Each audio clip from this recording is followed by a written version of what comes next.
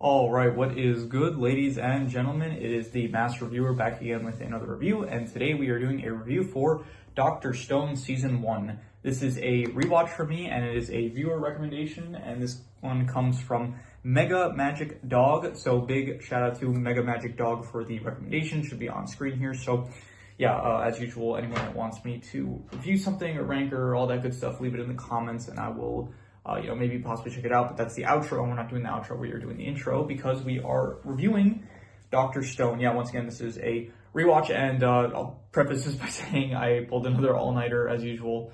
Yeah, I really need to work on just maintaining a good sleep schedule, but we're just going to push through anyway. So yeah, honestly, I said one of the reasons I did stay up so late was because this is like, I'll say this now, this is a really great anime, and I just really loved watching it, and so I didn't really want to stop at any point, so I binged a lot of it like really quickly. So yeah, anyway, so we're just going to get into it, starting off with the plot. So the plot of the show is that, well, the main plot is that the entire world, it was petrified and turned into stone. Humans and swallows, however, animals and all other life presumably is not affected by the petrification. And so the plot of the show is that after everyone was petrified, there is the main character, Senku Ishigami. He is like this genius, around high school age. I think like he's like around his 20s, like his very early 20s. I think like a teenager, like I guess young adult, something like that. So he is a genius. He is an expert at science, chemistry, all like the science subjects, and he is very smart. And the whole show is about him trying to bring the technology and science in the Stone Age. He's trying to bring the Stone Age into the modern era, and yeah, that is the plot. And specifically season 1, it is structured in a way where it's kind of split up into 3 parts, where you have the first third, which is Senku waking up, and along with him, he also ends up waking up Taiju, as well as Yuzuriha, and the villain of season 1, Tsukasa. Yeah, so the show actually starts with Taiju trying to confess his love for Yuzuriha, who she also shares the same feelings for him. However, I do appreciate this, where he does end up, after he gets unpetrified, he does end up saying, like, I'm not gonna tell my feelings to you now. I'm gonna wait until we end up saving the world, because we're in a situation right now where we all need to rely on each other. And so he said basically he's not gonna put the pressure on her, like, if she ends up wanting to reject him. So I thought that was a very noble thing for him to do, I guess. But yeah, so the first third of the season is that basically Senku is working with Taiju and Yuzuriha at first it's just Taiju. They're working to try to, basically their goal, bring science back to the world. And then they end up getting attacked by lions, and so they come across the statue of the primate high school, I think that was his title, Tsukasa, and in the moment they have to bring him back to life. At first they don't really think anything of it, because they don't realize what he's going to become.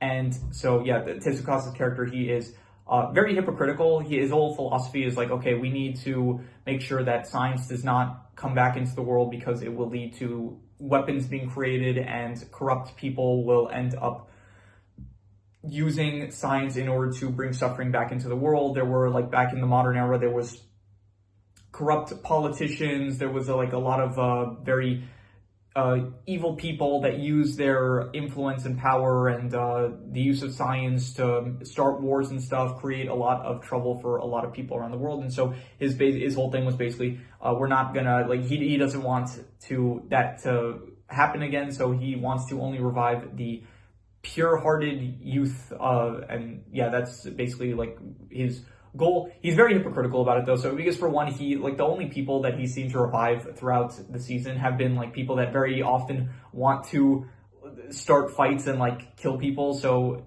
like, it's obviously because he's like planning to go to war, but even so, it's like these are not people that are necessarily like the peaceful, noble youth that are different from like the corrupt adults that he claims to hate so much. And pretty much like everyone he revives is, I would say, more adult, like they're older than I would say any of the rest of the cast of the show. So yeah, but his whole thing is basically the ends justify the means. We need to create our new world, and we will do it by staining our hands with the blood of all of our enemies. And so yeah, Tetsukasa ends up actually killing Senku by severing his spinal cord, but then he ends up the revival fluid, which is a mix of like nitric acid and alcohol. And apparently I didn't understand this the first time, but I thought that everyone had to be awake in order for them to wake up from the petrification, but then I realized that, okay, if you stayed awake the entire time during petrification, you only need nitric acid in order to wake up, but if you didn't, then you need a mixture of nitric acid with alcohol. So I didn't get that the first time, but then on rewatch, I do understand it a bit better.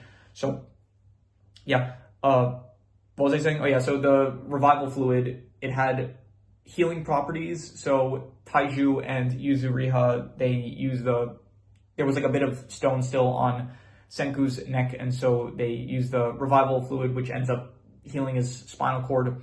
And so, yeah, so the first third of the season is basically a kind of Death Note style battle of wits, cat and mouse game between Senku and Tetsukasa, as well as like Taiju and Yuzuriha. They're also there helping out Senku. So that is the first third, and then after that, that kind of ends with Senku going off to, there was a smoke signal they end up seeing, so he ends up going off to explore that and ends up meeting the rest of the cast that we'll see throughout the season. And Taiju and Yuzuriha, they basically go to work for Tetsukasa, kind of they're spies, but at the time, like, Senku is presumed dead, so I guess Tetsukasa has, like, he lets them join him, I guess. So that's the first third. The second third is Senku actually finds the village, so this is when we get introduced to a lot of the main cast for the rest of the show. Chrome, Kohaku, Jinro, Kinru, Kaseki, they're like basically everyone from the village. And the village, they are descendants of Byakuya Ishigami. He is the adoptive father of Senku, and he, along with 5 other astronauts, they were not affected by the petrification, and so they went back to Earth from their they were on like a space station, and so they went back to Earth, and then from there they kind of repopulated, which it wouldn't work in reality. Like, there's no way you could repopulate like all population with only, I think, 6 people in total. Yeah, I'm pretty sure in order for it to work, you need at least like 500 people in order to get a stable, healthy, genetically healthy population.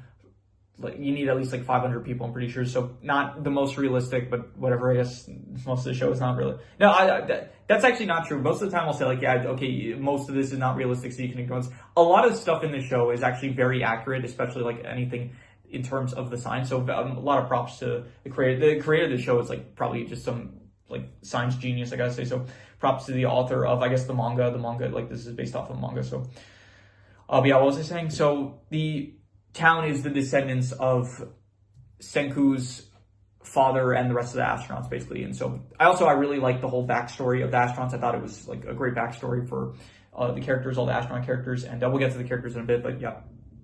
So the second third of the show is basically Senku finds his village, and then he's bringing science to the village and is trying to convince more and more people throughout the course of, I guess, the second third of the show. He is convincing more people in the village to help him out with his quest to bring science to the modern era. And then it culminates in a final battle in order to win the hand of marriage for, I think her name was Ruri. Yeah, Ruri.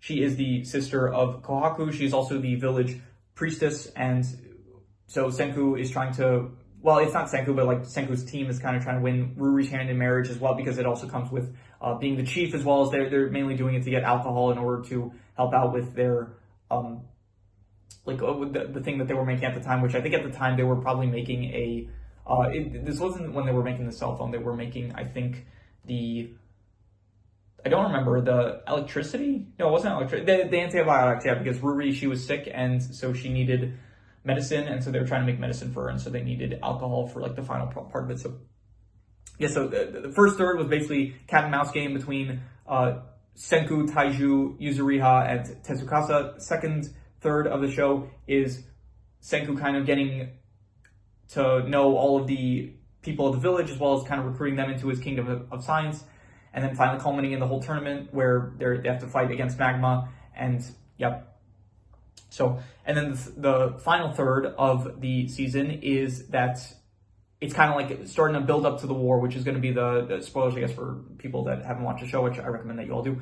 The next season is going to be the start of the Stone Wars, where you do actually have Senku's Science Kingdom versus Tetsukasa's Strength Empire, whatever it is that they called it. So, so the final third of the season is kind of like preparation. It's kind of introducing some of the characters that are going to be in the next season, which you have, who do you have? You have Hyoga, I think his name is. There's a lot of characters for this show, so it is a bit difficult at times to find the names. Hyoga as well as Homura, they are like some of the characters that are working for Tsukasa, and so it's doing that as well as they say, okay, we're going to build a cell phone in order to be able to communicate, because one of the biggest advantages you could have in the Stone World, especially if you're going to war, is communication. So that is kind of like the final thing that they build for the season. Not the final thing that they build, the final thing that they actually build is a record player in order to play music, which I think is a nice suiting thing, final like device to end the season off. Like, they build all this stuff throughout the season, but then the final thing that they end the season off with is a record player show like playing music to all the people of Ishigami Village in order to show them the beauty of science, I guess. So yeah, so that is basically the plot of the first season, and I would say honestly, the plot, it's incredible. This is like a really incredible, like the plot alone, I always like, sometimes I like correlate the plot with the show, because a lot of times the plot is representative a lot of the time of the show as a whole. But yeah, I think the plot on its own, like the actual substance of the show, like what it is at its core of like this whole mission of, we're in the Stone Age, but we're going back to modern era in like a really short span of time. I just really love that concept. It is a great concept. It feels, honestly, this feels like Minecraft the movie. Okay, no, sorry, there is a Minecraft movie. This feels like Minecraft the anime. I've never been like the biggest Minecraft fan. I did play the game, like it was a fun game that I played a lot of the time with friends when I was younger, but I was never like a hardcore fan. Like, I know that there's a lot of hardcore Minecraft fans out there. I'm not one of them, but this definitely feels like, yeah, I'll say this, if you're a fan of Minecraft, I think that, I don't think necessarily you would enjoy this game, but not game, but anime. But it definitely feels like kind of like that vibe of, we're starting from square one, and then we're getting to we started from just hidden trees, and now we're fighting dragons. Like that, it feels like that we're, in terms of this, it's like we're starting out from the bare minimum. Like, we need to find clothes for ourselves. We have to like survive we have to hunt animals and stuff. And it's like, through the power of science, we're getting like extremely advanced. And so I think that it works really well, the plot, as well as the ideology difference between Tsukasa and Senku. I like it where Senku wants to bring science. He thinks science is a net positive for the world, but Tsukasa thinks that ultimately it leads to, just like my battery is low, so I had to put the low power mode on. He thinks that it is a net negative, and that the world would be better off without science. So I do like that ideological battle that goes on. And so yeah, honestly, it's an incredible plot. Like, I'm being generous. Maybe I was thinking like maybe an 8.5 to a 9, but I will give it a 9, because honestly, the plot of this show is like really good. I would say the entire way through, I was I just liked every single part, I would say, of the show, and there were no parts that really, like, everything had a purpose to it. Everything that they were doing throughout the episodes, it felt like the right logical steps. So I don't think it's like the best. I'm not giving it a 9.5, but I would say like a 9, honestly. It was incredible, the plot, I would say. In terms of characters, there are a lot of characters. I'm probably not, after this, I'm not doing a character ranking. I'm going to wait until I actually finish reviewing all the seasons. And then, if by the time, I'll probably end up, I think the newest season is supposed to come out sometime at around April. So I'll probably finish like reviewing the seasons way sooner than that. Like, I'm already basically a quarter done. And this was the longest season. Every season after that, I'm going to do it by parts too. So like, the next one is going to be Stone Wars. But then after that, for New World, I'm going to do New World Part 1, New World Part 2, the way it was actually released, because I'm doing the seasons seasonally. I like Peaky Blinders, I reviewed the whole show, but this show is actually still currently airing, and so therefore, if it's currently airing, I would rather do it seasonally, so that by the time the new season comes out, it feels natural with the progression of like how I've been reviewing up until this point, instead of just doing one review for like, okay, Dr. Stone review up to Science Future Part 2, and then the next there will be a video of Science Future Part 3 review. Like, I'd rather just review it by seasons. It feels more natural and cleaner that way. So we're not doing a character ranking next. We'll probably wait until we finish reviewing all the current seasons. If by the time the new season is out by then we'll review that, and then we'll do a character ranking. If not, then if like there's still a month left, then we'll do the character ranking. Then when the new season comes out, then I guess we'll update it or something like that. So yeah. Anyway, in terms of the characters, Senku Ishiga, honestly, I love all the characters. I think all the characters are great, except for like one. There's like one character which I didn't really like, Mantle. Mantle was not really the best character in my opinion, but I did I just didn't like the role that he served too much. It was just kind of meant to cause trouble yeah. But other than that, like, you have Chrome. I'm going in order of this. For some reason, Chrome is listed as like the top main character. So, Chrome, great, loved him. Kohaku, also great. Senku Ishigami, fantastic lead character. Also, like, the design for the characters looks really well. We got to that, I guess, for the art style, but the characters themselves, Gen looks. I shouldn't just be talking about their looks. Their looks, they all look like very good in the art style. But Gen, very fun character. Jinro, Kinro, very good. Kaseki, Magma, Ruri. Yeah, I mean, honestly, I can't speak too much about all the characters because there are a lot. Suiku, Taiju, Tezuka. Here, I'll speak about like the main ones. Senku as the protagonist, I think that he is a great protagonist. He really portrays science in like he's a great representation for like how great science can be, and so I really do like his character and what he brings to the table. Chrome as like his underling, I think is pretty effective as well. Kohaku as the kind of one to introduce Senku to the village, as well as like being you know, the fighter that kind of is the main fighter, I would say, of the village, like the strongest character. She is great. Those are the ones that are listed as the main characters. Everyone else is kind of listed as a secondary character. Again, he's fun, very manipulative. I like it. Taiju and Yuzuriha, I like them a lot. It's just a bit of a shame that like we only see them in the first third of the show, of the anime, and then in the 2/3 after that for the rest of the season, you don't really see them except for like a brief cameo at the end in the final episode. Yeah, Tetsukasa, like him as the villain. I do like the once again, I do like the ideological battle that's going on of like whether science is really a net positive or a net negative for the world. So I do like the conflict that he creates. He is very much a hypocrite, though I will say that, where it's like, oh, we need peace. We need peace. I'm gonna kill everyone that opposes me, but we're doing this in the name of peace. It's like, it's not the most original thing. Like, it's obviously like something that a lot of villains have been doing for a long time, of like, oh, the ends justify the means. We're gonna get peace. We're gonna do it by like killing everyone. So, yeah. Anyone else? I'm looking at the minor characters now. I think we pretty much covered most of them. I do like all the astronauts. I thought the astronaut plot was honestly, it was very great, very touching, honestly. Especially for, I forgot his name, Shamil, I think that was the name, if I'm getting that right. Let's see here. Yeah, Shamil, I thought that his whole character in that arc was just absolutely wonderful. Yeah, and we'll talk probably more about these characters in the future when I end up actually finishing reviewing all the seasons. We'll do a character ranking, and I'll get more in depth with each of the characters. But overall, the characters, I'm going to give the characters like a...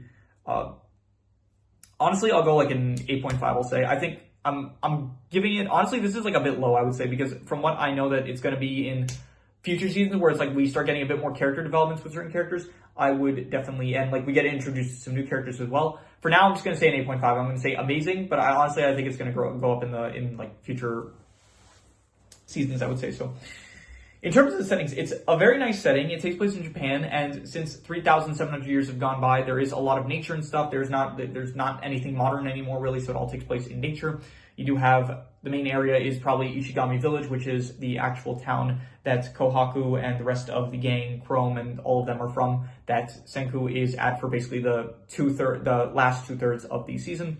And I think that it is a nice setting. I like it. I would give it probably I don't think I'd go amazing, but I will go like I'll go, no, sorry, I was going to say I think between an 8 to an 8.5, I would say it's between great and amazing. And I am going to, I'll be generous, honestly. The world itself, like the setting that they're in of like a stone era when they were like of characters that used to be in the modern era, I think like the context of the setting also counts in this case. So I'm going to say amazing. I'm going to give it an 8.5, I would say, for the setting. And yeah. In terms of the art style, once again, yeah, I did mention this earlier. This is a great art style. I think it looks very nice, pretty unique, honestly, very sharp, I would say. A lot of edges to a lot of the characters, very, like, not just like they have like the cracks in a lot of their faces, the ones that were petrified, even the ones that were not petrified, they look very good in the art style, I would say. I would definitely say that I enjoy the art style. It feels pretty unique, I would say. It feels like very distinct. It's got its own unique art style, it feels like, and I think it works pretty well. I would give it, honestly, I'd go an 8. I'd go with an 8. I would say it's not amazing, but I would say it's a great art style. I do like the art style a lot, so I'm going to say an 8. Yeah.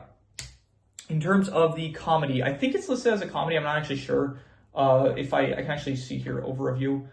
Let's see here what the genres are. I listed it as a comedy, an action, and I did include a speciality for the science. So yeah, it is listed as a comedy, I think. It's also, I guess you could say for the plot, it's also like an adventure, but I didn't list it as an adventure. But anyway, so as I also put action because there is some action in it. So I guess, well, we'll do action when we get to it, because there's a bit of action, and definitely there's going to be some action later on as well. So, but in terms of the comedy, I would say, I go like a 7 out of 10. Honestly, there were some good jokes. Not anything that I was like laughing at. There were some moments that I think I laughed out loud a bit, but not anything that is too memorable. But I will say a 7 out of 10. I will say that the comedy was pretty good. It's not like we're not talking like Naked Gun level of comedy, but definitely some good jokes there that I found humorous, and I would say a 7 out of 10.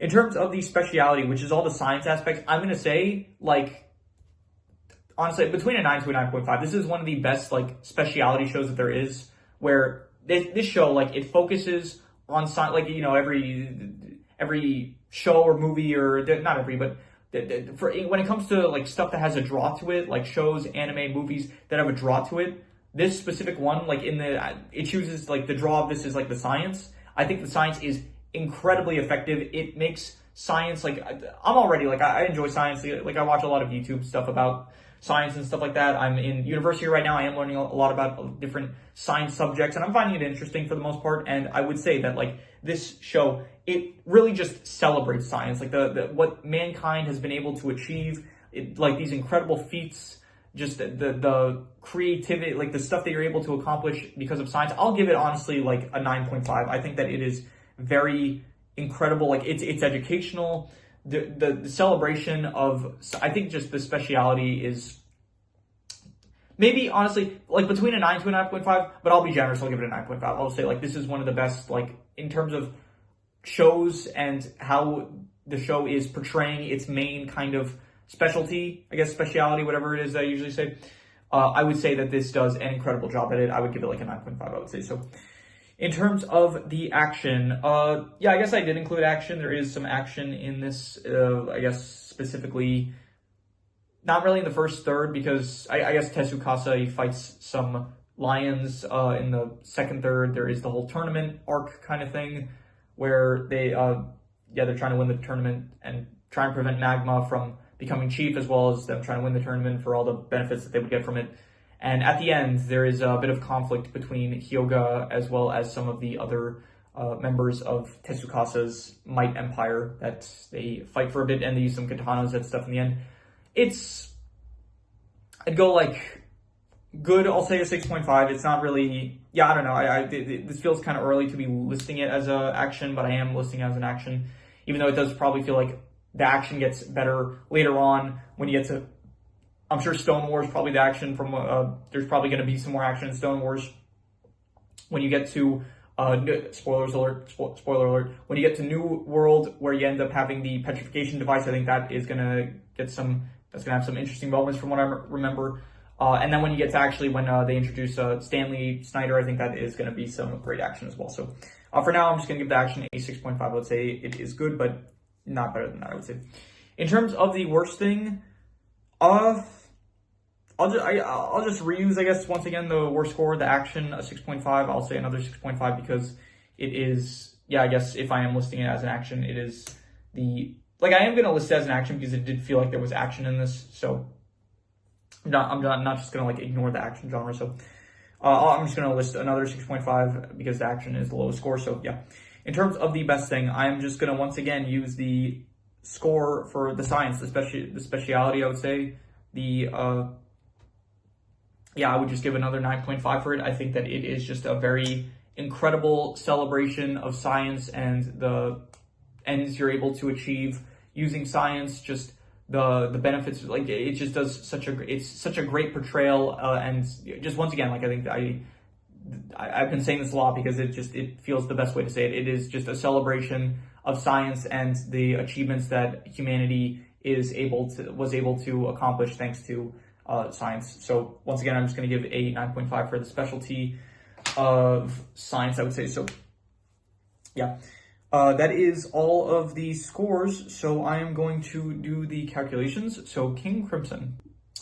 All right, so it ends up coming out to about an 8 out of 10, which would be great, but honestly, I would give it higher than that. I would have to say like at least an 8.5 to a 9. It is between amazing and incredible. This is, I would say like, this is definitely a top 15 anime for me, I would say. I think This is my first recording, by the way. I did end up starting to I did a recording, but then I got interrupted in the middle, so I had to stop it. So, but I don't think I mentioned it in this recording, but I watched I think total of 50 anime in my life. So hopefully we'll be bumping that number up soon in the coming years. I would hope as I get more time to watch more stuff. So yeah, but this is a top 15 anime, I would say probably, and I would probably give this I would give it between, I think, an 8.5 to a 9. I would say probably this is between season 1 of Dr. Stone, between amazing and incredible. And I'll be generous. I'll give it incredible. I would give this probably a 9 out of 10. I don't think the best. I'm not going to give it a 9.5, but I will say a 9. It is an incredible first season of the show. And yeah, I would say that first season Dr. Stone, I would give a 9 out of 10. I would say incredible. So yeah, once again, big shout out to Mega Magic Dog for the recommendation. Really do appreciate it. Anyone that has any recommendations, any shows, movies, video game stories, anime, web series, anything that you want me to review. Wait, did I mention everything? Shows, movies, video game stories, anime, web series. Yeah, as usual. Yeah, all the usual stuff. Anything else that you think I might be interested in? Leave it in the comments, and I will maybe possibly check it out. But with that said, that is pretty much all there is to it. So let's leave it at that.